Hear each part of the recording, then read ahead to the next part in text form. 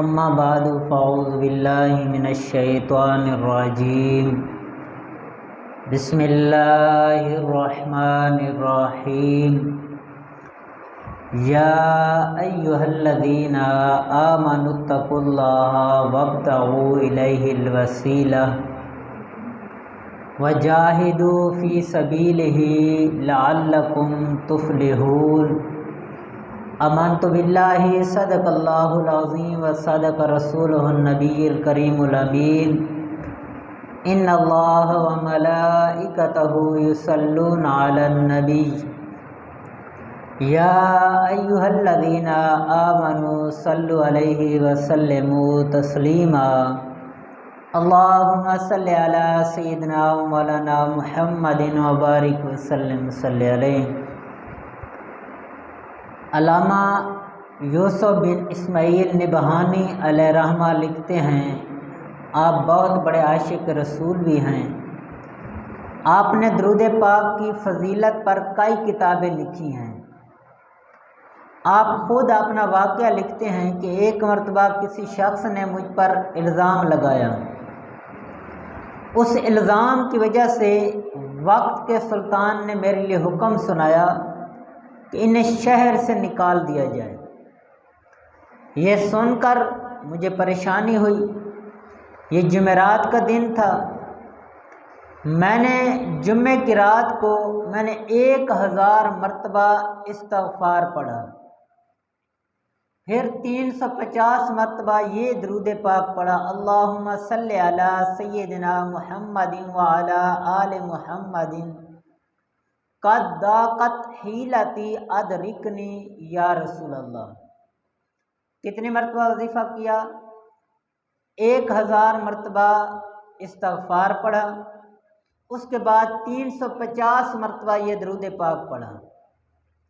یہ پڑھ کر وہ کہتے ہیں کہ میں سو گیا، پھر تہجد کے وقت اٹھ کر دوبارہ 1000 مرتبہ درود شریف پڑھا، پھر استغاثہ کیا۔ اس کی برکت یہ ظاہر ہوئی کہ اگلے ہی دن میری بے گناہی ثابت ہو گئی، اور خلیفہ نے خط بھیج کر میری بے گناہی کا اظہار بھی کیا۔ تو جب بھی مشکل وقت آئے مشکل ٹائم آئے تو ہم درود پاک پڑھیں، انشاءاللہ اللہ تبارک و تعالی ہماری مشکل کو دور فرما دے گا۔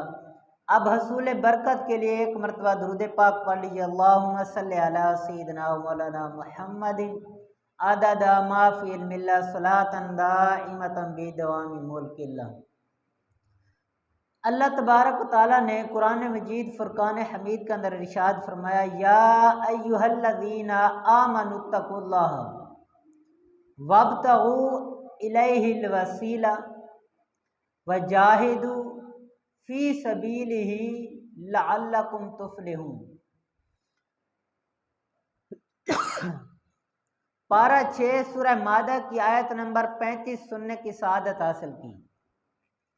اس آیت کریمہ میں فلاح و کامیابی کے 3 اصول بیان کیے گئے ہیں کہ جو بندہ چاہتا ہے کہ میں کامیاب ہو جاؤں تو وہ قرآن مجید کی سورت پر عمل کرے، کیونکہ رب تبارک و تعالیٰ ارشاد فرماتا ہے، یا ایہا الذین آمنوا اتقوا اللہ، اے وہ لوگوں جو ایمان لا چکے ڈرو اللہ سے۔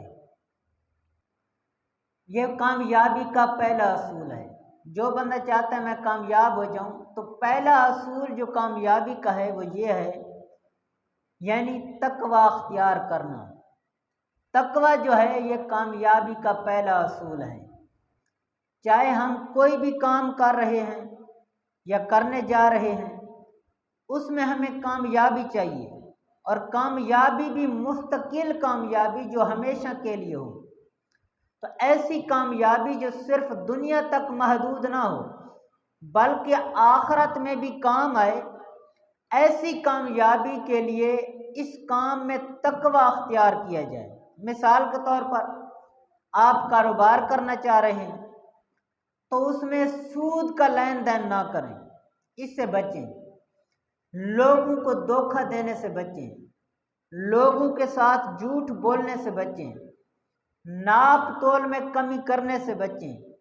ایسے ہی تعلیم کا معاملہ ہے، آپ تعلیم حاصل کر رہے ہیں تو اس میں بھی جتنے گناہ ہیں ان سے بچیں، یعنی نقل نہ ماریں امتحان میں۔ اس کے علاوہ گناہوں والی باتوں سے بچیں، یا اس کے علاوہ کوئی ایسی باتیں نہ پڑھیں یا سنیں جو شریعت کے خلاف ہوں۔ اور ایسے ہی شادی بیاہ کا موقع ہو تو شادی بیاہ بھی اسلامی طریقے کے مطابق ہو، اس میں گناہوں سے بچیں، یعنی ناچ گانے سے، اس کے علاوہ ڈھول باجوں سے، ان چیزوں سے بچیں، بلکہ شریعت کے مطابق جیسے حکم ہے اس کے مطابق آپ شادی کریں تو اس کام میں مستقل کامیابی ملے گی، ایسی کامیابی کہ دنیا کے ساتھ ساتھ آخرت میں بھی کام آئے گی۔ اس لیے کہ سب سے پہلا اصول یہ ہے کہ اس کام میں جتنے بھی گناہوں والے پہلو بنتے ہیں ان سے بچ جائیں، یعنی تقوی اختیار کریں، تو پھر کیا ہوگا؟ اس کی برکت سے انشاءاللہ کامیابی اس بندے کے قدم چومے گی۔ یعنی کامیابی کا سب سے پہلا اصول جو ہے وہ تقوی اختیار کرنا ہے، گناہوں سے بچنا ہے۔ آگے دوسرا اصول کیا ہے؟ رب تبارک تعالیٰ نے قرآن مجید میں یہ بھی فرما دیا ہے وَابْتَغُوا إِلَيْهِ الْوَسِيلَةَ، اور تلاش کرو طرف اس کے وسیلہ، یعنی کامیابی کا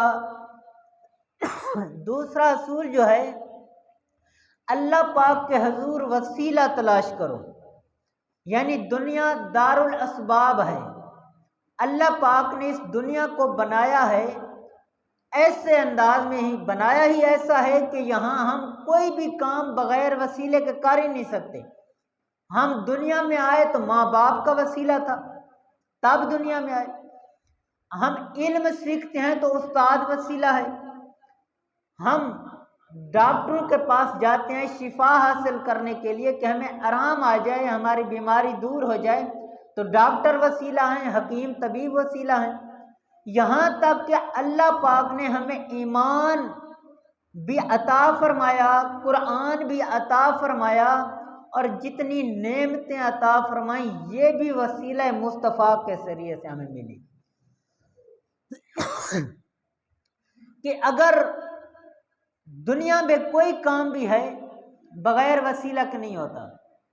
اگر مثال کے طور پر کوئی کہے کہ ہمیں ایمان ملا ہے یا قرآن ملا ہے، حضور علیہ السلام کا وسیلہ نہیں تھا، تو ہم کہتے ہیں پھر قرآن پر عمل کیسے کرو گے؟ پھر تو ہم قرآن کے بھی انکاری ہو جائیں گے، کیونکہ اگر حضور علیہ السلام کو درمیان سے نکال لیں، رب چاہے تو ویسے ڈائریکٹ وہ کلام اپنا عطا فرما سکتا ہے، لیکن حضور علیہ السلام کے وسیلے سے ہم تک قرآن پہنچا نا۔ اگر حضور علیہ السلام کو درمیان سے نکال لیں تو پھر ہم کیسے ثابت کریں گے کہ ہمارے پاس قرآن آیا ہے؟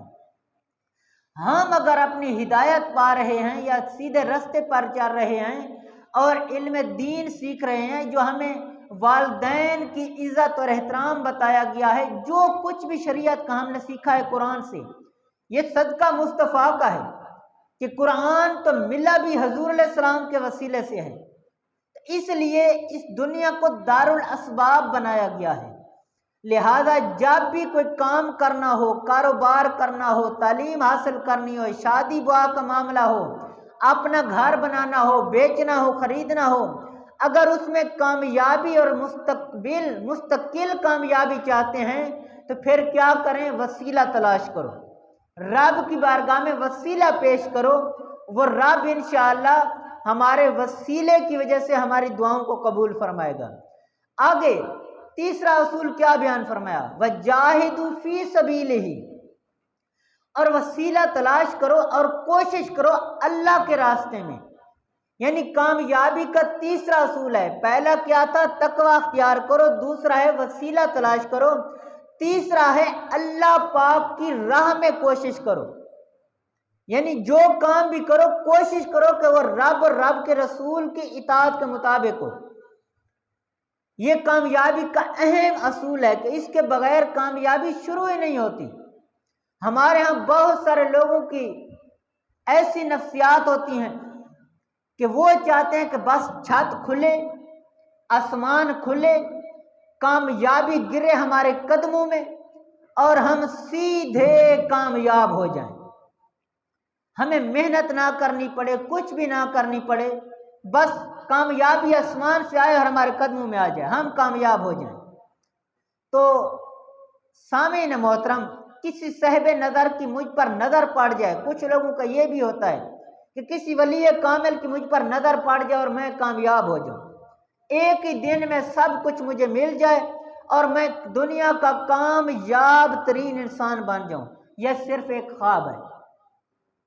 اور بعض دفعہ ایسا ہوتا ہے کہ رب کے نیک بندے ہوتے ہیں جو اپنی خاص نظر ڈالتے ہیں اور بندہ کامیاب ہو جاتا ہے، اور یہ ہوتا کبھی کبھار ہے، یہ نہیں کہ ہر بندے کو اوپر نظر ڈالتے جائیں وہ کامیاب ہوتا جائے، ان کے پاس طاقت ہوتی ہے، لیکن ایسا معاملہ ہوتا کبھی کبھی ہے کہ کسی پر وہ نظر ڈالتے ہیں بندہ کامیاب ہو گیا، اور اس کے لیے محنت ہمیں کرنی پڑے گی کامیابی کے لیے۔ لہذا ہم کامیابی چاہتے ہیں تو یہ 3 اصول یاد رکھیں، تقوی اختیار کریں، وسیلہ تلاش کریں، اس کے بعد کوشش کریں کہ رب کے رسول کی اطاعت کے مطابق ہو، رب کے راستے میں ہو۔ پھر فرمایا رب تعالیٰ نے قرآن مجید میں فی سبیلہ، اللہ کے راستے میں محنت کرنے کے بھی مختلف زاویے ہوتے ہیں، یعنی محنت ہم نے جو کرنی ہے کس معاملے پر محنت کریں، کوشش کریں کس معاملے پر۔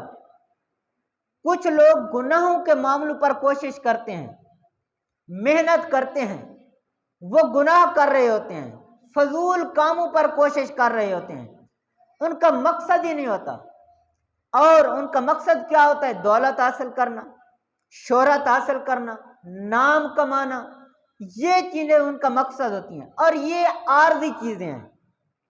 سانس کی مالا ٹوٹی، شہرت ختم، نام ختم، دولت ختم، سب کچھ ختم ہو جائے گا، یہ سب چیزیں عارضی ہیں، جب تک سانس ہے یہ ساتھ چلیں گی، جب سانس ختم ہوا یہ سب کچھ چلی جائیں گی۔ محنت کریں رب کے راستے میں، کوشش کریں ایسے کام پر محنت کریں کہ جو بندہ دنیا سے بھی چلا جائے تو پھر بھی بندے کو اس کی جزا ملتی رہے، اس میں محنت، اچھی نیت ہو، دل میں اخلاص ہو،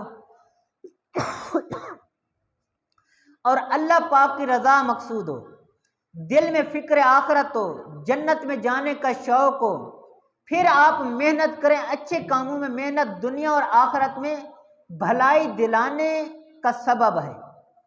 اور جب اس دنیا پر فکر آخرت کے ساتھ اچھی اچھی نیتوں کے ساتھ دل میں اخلاص رکھ کر محنت کریں گے تو انشاءاللہ کامیابی بھی بندے کے قدم چومے گی، یعنی مقصد رب کی رضا ہونا چاہیے۔ لیکن ہم کیا کرتے ہیں؟ بعض دفعہ ایسا ہوتا ہے کہ فضول کاموں میں محنت کر رہے ہوتے ہیں، جو وقتی طور پر تو لوگوں کے اندر بندے کی شہرت کر دے گی، لیکن اس کا کوئی فائدہ نہیں ہوگا، نہ دنیا کا فائدہ ہوگا نہ آخرت کا فائدہ ہوگا۔ ایسے ہی ایک واقعہ پیش آیا خلیفہ ہارون رشید کے دور میں، آپ دربار میں بیٹھے تھے کہ ایک شخص آیا، اس نے آ کر کہا کہ اے خلیفہ صاحب، اے بادشاہ سلامت، میں کچھ اپنی مہارت دکھانا چاہتا ہوں، اجازت ہو تو میں دکھاؤں؟ تو بادشاہ نے کہا کہ ضرور دکھاؤ۔ اس نے کیا کیا؟ اس نے بادشاہ کے سامنے صحن کے اندر کھلی جگہ تھی، وہاں پر ایک سوئی گاڑ دی، یعنی سوئی کو کھڑا کر دیا، اور دور جا کر دوسری سوئی پھینکی تو سوئی کا جو ناکا تھا، سوراخ تھا، وہ سوئی اس کے اندر سے گزری۔ محنت دیکھیں، مہارت دیکھیں اس بندے کی، تو اس نے محنت اتنی کی تھی، اتنا اس نے تجربہ کیا تھا کہ دور سے اس نے سوئی پھینکی ہے اور سوئی بھی گزری ہے تو اس کے ناکے سے جو سوئی کھڑی تھی اس کے سوراخ سے گزری ہے، تو لوگوں نے بڑی داد دی، بڑی شہرت ہوئی، واہ کیا مہارت ہے۔ بادشاہ نے بھی کہا کہ آپ نے بڑی محنت کی ہے، بڑی کوشش کی ہے، اس کے بدلے میں اسے 10 دینار دیے جائیں اور 10 کوڑے مارے جائیں۔ اب لوگ حیران ہیں، عجیب فیصلہ دیکھا ہے، پہلی مرتبہ دیکھا ہے کہ اس نے اتنی بڑی مہارت دکھائی ہے اور بادشاہ اس کو صلہ کیا دے رہا ہے کہ 10 دینار تو چلو سمجھ میں آتا ہے کہ اس کو انعام ملا ہے کہ اس نے اتنی مہارت دکھائی ہے، کام کر کے دکھایا ہے۔ 10 کوڑے کس وجہ سے ہیں؟ تو بادشاہ نے کہا کہ 10 دینار تو اس کا انعام تھا اس کی مہارت کے اوپر، 10 کوڑے اس لیے مارے جا رہے ہیں کہ اتنی محنت کر سکتا ہے، کسی اچھے کام پر کرتا ہے، اس کا کیا فائدہ ہوگا؟ نہ دنیا کا فائدہ نہ آخرت کا فائدہ۔ اس نے اتنی محنت کی، اتنی مہارت حاصل کی، سب کچھ کیا ایک فضول کام کے اوپر، اب کیا ہوا ہے کہ سوئی کے ناکے میں سے دوسری سوئی گزر گئی ہے۔ بتاؤ دنیا کا کون سا فائدہ ہے یا آخرت کا کون سا فائدہ ہے؟ اگر کسی اچھے کام کے اوپر محنت کرتا، کوئی مقصد اس کے سامنے ہوتا تو پھر اس کو داد دینا بھی بنتی تھی۔ یہ تو ایک فضول کام کے اوپر محنت کر رہا ہے۔ اس لیے آج ہمارے اندر بھی ایسے معاملات پائے جاتے ہیں کہ فضول کاموں کے اوپر محنت کرتے ہیں، جو کرنے والے کام ہوتے ہیں وہ ہم نے چھوڑ دیے ہیں۔ تو کسی نے بہت اچھی بات لکھی تھی، مجھے تو بہت اچھی لگی ہے کہ ہم کو ان کاموں نے تھکا دیا ہے جو کام ہم نے نہیں کرنے تھے، بلکہ ہم ان کاموں کے پیچھے پڑ گئے جن کا مقصد ہی کوئی نہیں تھا۔ یعنی ہم دیکھیں کہ ہم نے جو کام کیا ہے، جس کے اوپر ہم تھک چکے ہیں، کیا ان کا کوئی دنیا و آخرت کا فائدہ بھی ہوا ہے یا نہیں؟ فضول کاموں پہ محنت ہو رہی ہے۔ آپ دیکھیں کہ لوگ کتنے کرتب کرتے ہیں، وہ محنت کرتے ہیں، سب کچھ کر کے اس مقام تک پہنچتے ہیں۔ کیا عبادت پر بھی کسی نے کبھی کوئی محنت کی ہے؟ کبھی رب کو راضی کرنے کے لیے بھی محنت کی ہے؟ بزرگوں کے واقعات کو پڑھیں، ہزار ہزار نفل پڑھتے تھے وہ، یعنی فرض نمازوں کے علاوہ جو وقتی نماز ہوتی تھی اس کے علاوہ ہزار ہزار نفل پڑھتے تھے۔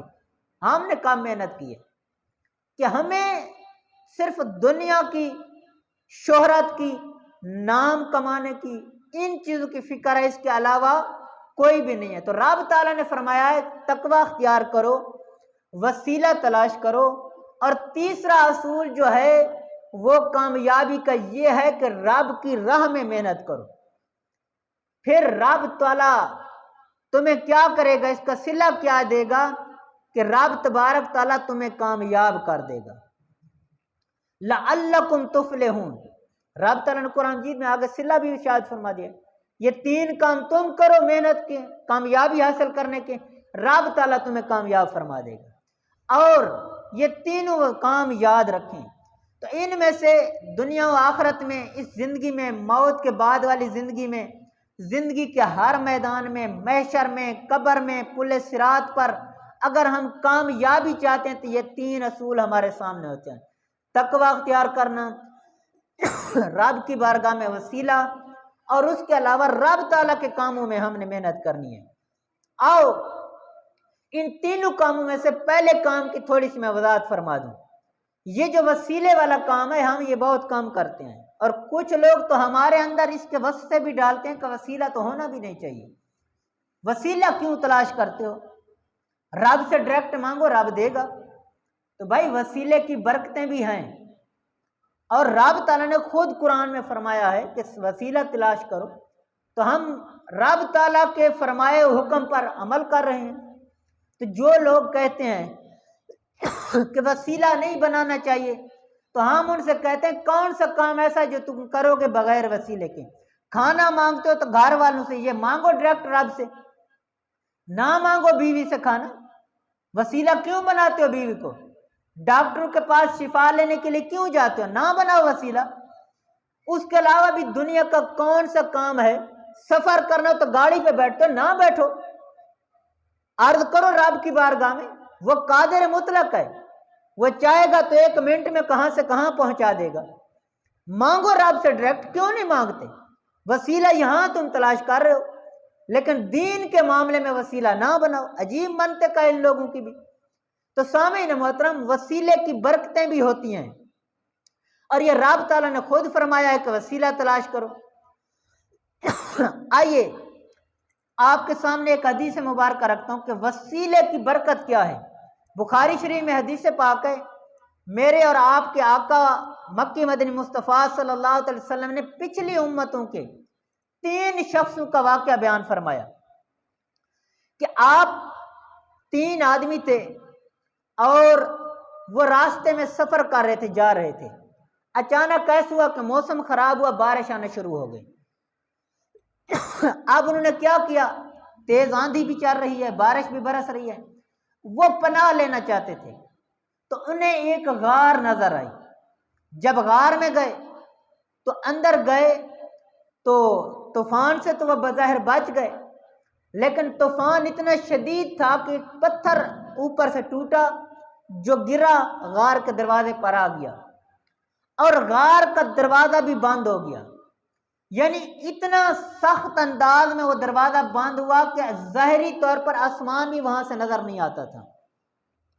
اب اندر اندھیرا تھا، باہر طوفان تھا، اب مرتے کیا نہ کرتے، اور تو کوئی ان کے پاس کام تھا نہیں۔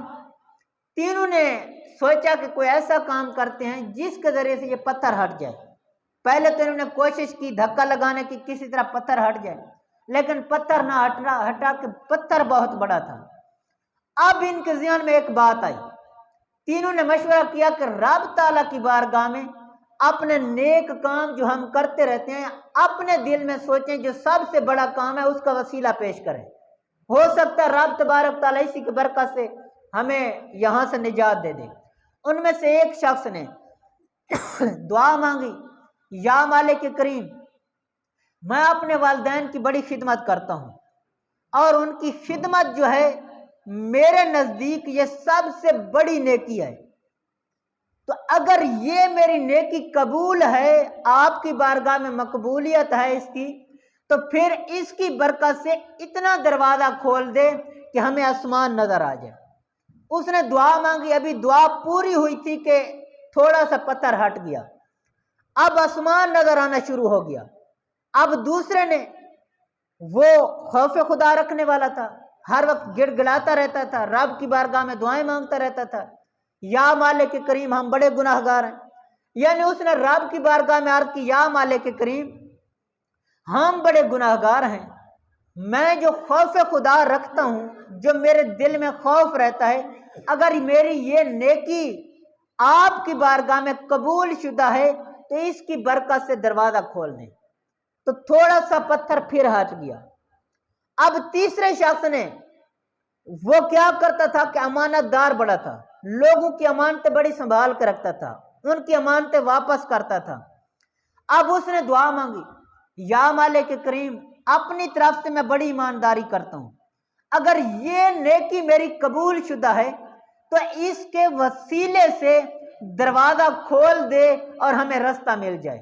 جب اس نے دعا مانگی تو رب تبارک تعالیٰ نے وہ رستہ کھول دیا، پتھر ہٹ گیا۔ تو اب اس حدیث مبارکہ سے پتہ چلا کہ رب کے محبوب نے یہ جو واقعہ ارشاد فرمایا، بخاری شریف کی حدیث ہے، جس بخاری شریف کا ختم کراتے ہیں، محفلیں سجاتے ہیں، سالانہ پروگرام کرتے ہیں، بڑے بڑے علماء کو بلواتے ہیں، اسی بخاری شریف کی یہ حدیث مبارکہ ہے۔